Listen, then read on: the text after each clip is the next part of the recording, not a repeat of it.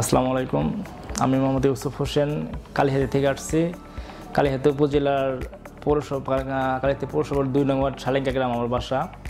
আমি গত সোমবার রাত্রে এখানে ভর্তি হই। আমার মেয়ের বয়স 2.5 বছর, ওর ডায়রিয়া। আমি সোমবার দুপুরবেলা আমাদের কালিহাতী উপজেলা স্বাস্থ্য কমপ্লেক্সে ভর্তি ছিলাম। ওইখান থেকে ডাক্তাররা ট্রিটমেন্ট দেয়। তারপরে দেখলাম যে না, আমার মেয়েটা কোনো ডেভেলপ হচ্ছে না, ওর শারীরিক অবস্থা হইতেছে, আরও অবনতি হইতেছে।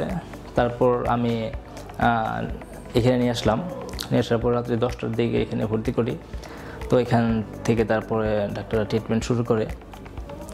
এখন আজকে বৃহস্পতিবার সকালবেলা ডাক্তার আসছিল, আসার পর দেখছে এখন আমার মেয়ে মোটামুটি সুস্থ।